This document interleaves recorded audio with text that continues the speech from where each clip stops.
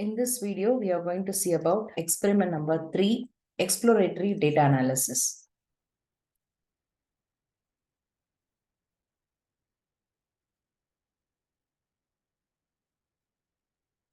So the aim of this experiment is to explore various data sets using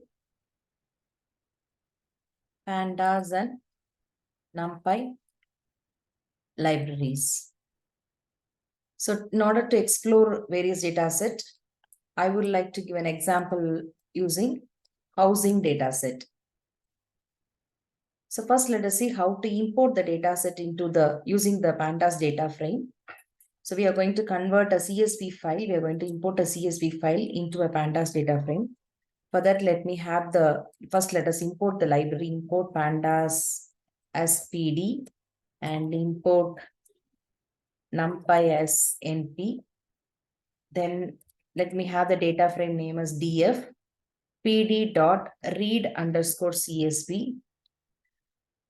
The file name is housing.csv. So already you have to download the file and you should have the file in the folder. So now as soon as we just write and let's say what is there in df. So we could see that the entire CSV file, all the values of CSV file is just imported as a data frame with the name df, and the data frame has 545 rows and 13 columns. So the various columns of these are furnished, semi-furnished, so parking, air conditioning, and all those details, all the features are getting displayed. So now, if suppose we want to check the top 5 rows of the data set, let's give df.head, the name of the data frame .head.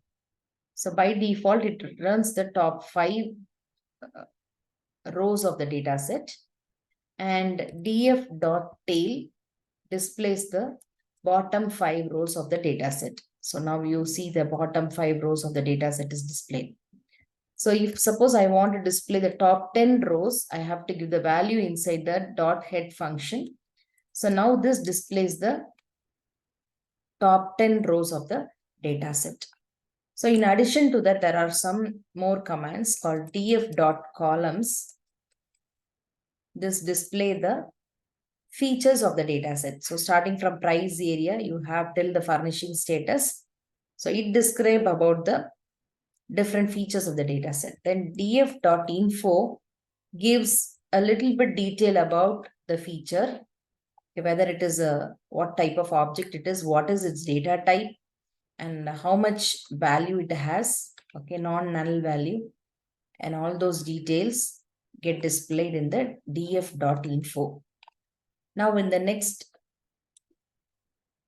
df.shape, it gives the detail about the total number of rows and the columns in the data set.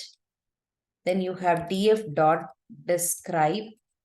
It talks about the statistical inference. It gives you a statistical inference about the data set, whichever column is in the integer format. So we could see that price, area, bedroom, bathroom, and stories are in the integer format. So all those have been accumulated. Their counts, mean, standard deviation, minimum, 25% percentile, and 50%, 75%, and the maximum value is displayed here in the df.describe. Then we will just identify how to slice the data set. So for slicing the data set, we have two commands. The command is ilog, which is used for integer variables. And then we have loc, which is used for string variables. Right?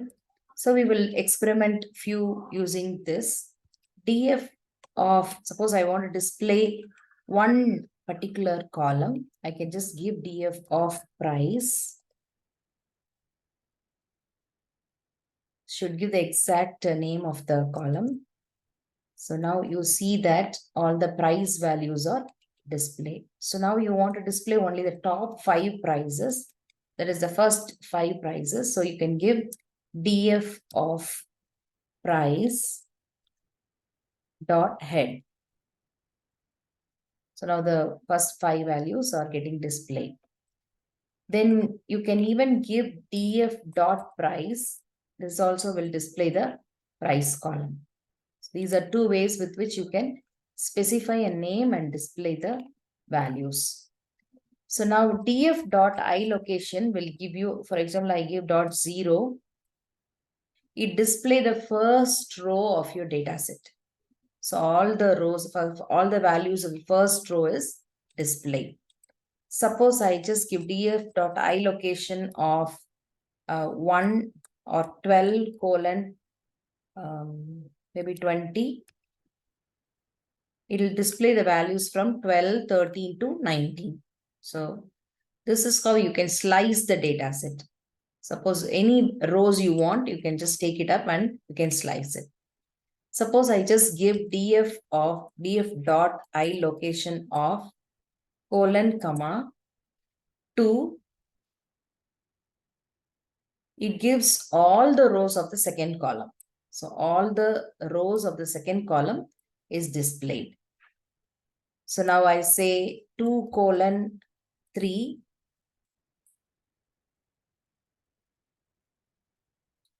Let me just give 4. Now you see that the column 2 and 3, all the rows of the column 2 and 3 is displayed. Right? And instead of, suppose I just give df dot I location of 2 colon 4 comma colon. Now it display all the columns. Okay, the second argument is the column argument. So all the columns of the row 2 and 3. So that is how it just print the using ilog function. Suppose I use the dot loc. I just say print 0, 2, 0, 1, 2, 3 and 4.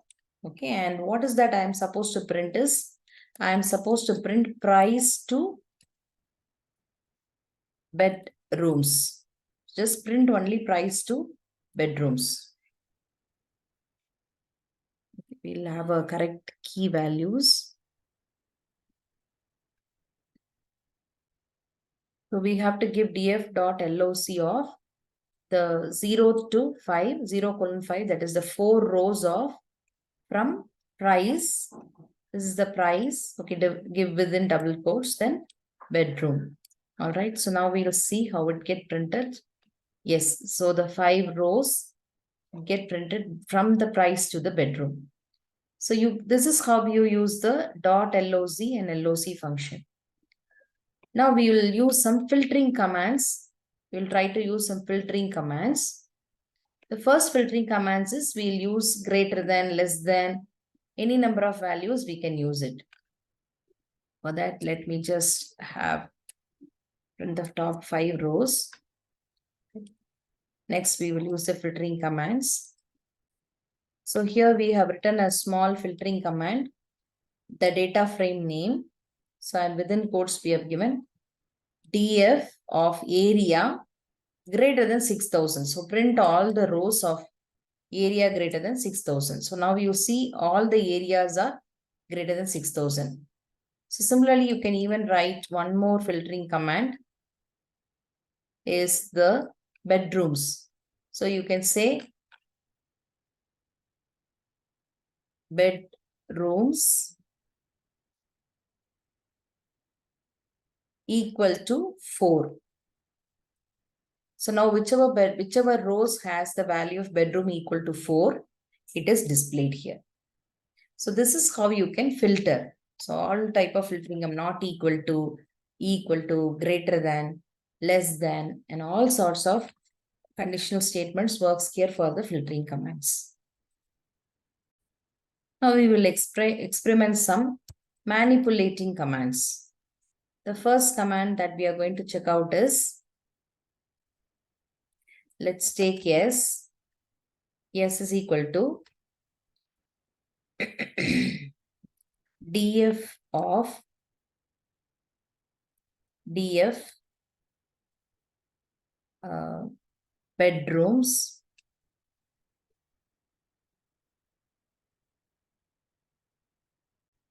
df of bedrooms divided by 4. So we'll say S is equal to df of bedrooms divided by 4. So let's execute it. Yes, it is executed. So S dot head. So the first 4 values will display that. And we see that it is divided by 4. The total number of bedrooms, the column bedrooms is divided by 4. This is one method of manipulating the values of a data set. So you can manipulate any data sets, any column of the data set in this manner.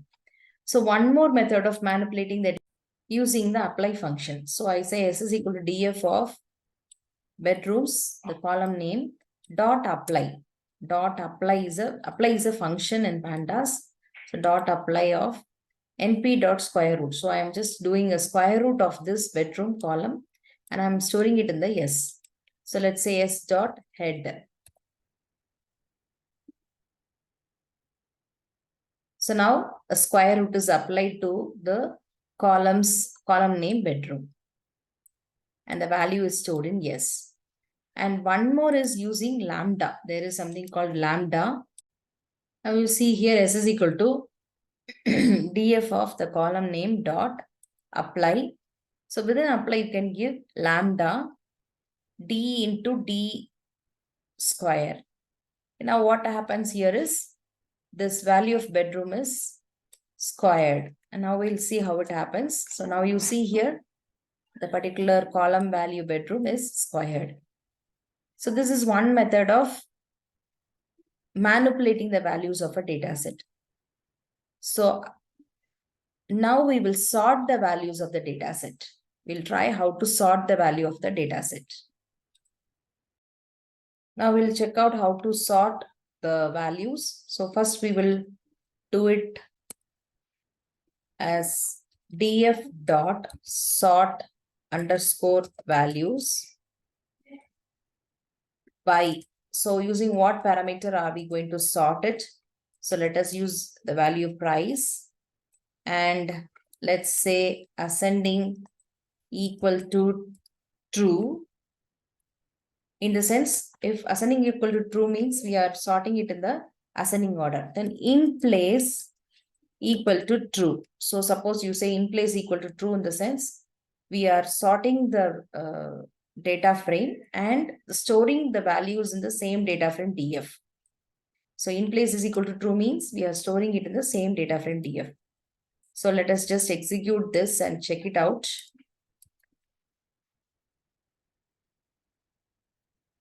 So now you understand that it is sorted according to the price. In the ascending order, it is sorted, right? And next, the minimum value is here and the maximum value comes down. And next, suppose you want to sort it in the descending order, you will just copy the same and you will write ascending is equal to false. So when you say ascending is equal to false, now it is sorted in the descending order. It is sorted in the descending order. And one more thing is, suppose you want to sort it and store it in another data frame. So just now I created a new data frame D3. I'm going to sort it in the descending order. Okay. Descending order. And I'm going to save it in another data frame. It means then I have to put in place is equal to false. So D3. So sort values by price in the descending order and put the value in new data frame. So now you have to give a new data frame also here. So now when we print it, yes, it is there in the data frame D3. All right. So this is how you will sort the data frame. So when you say ascending is equal to true, it sorted in the ascending order. Ascending is equal to false means descending order. In place is equal to true means it will edit the existing data frame. False means a new data frame is created. The next command is group by command. So we'll just now, to do that, we have the data frame df dot group by. So take any parameter, any column and dot count. So in every feature, how many, there are three furnishing status: furnished, semi-furnished, and unfurnished. So in every feature, 140 values are there for furnished, and 227 is there for semi-furnished, and 178 is there for unfurnished. So it gives you for every feature. This command will give you for every feature. Now, you don't want to get it for every feature. You want to get it for only one feature. For example, in bedroom, how many furnished is there? How many semi-furnished is there? How many unfurnished is there? In that case, you can give the command df of the column which you want the values and on what criteria you want to group it. Then you have to give dot group by the criteria dot count. So similarly, like that of dot count, you can even give dot mean, dot max, dot min, and all those things are possible. Okay, you can give all those things, and this is how you will group it. And there is one more method of grouping the data set, that is using the pivot table, the function pivot table. So now I have taken two criteria, bedroom and area, and the grouping criteria is the furnishing status, and the aggregate function is the mean. So the mean area under the furnished is this much, and the mean area for semi-furnished is this much. Similarly, the mean bedroom is 3.0. Okay, so we can take the area that will be well suited for this explanation.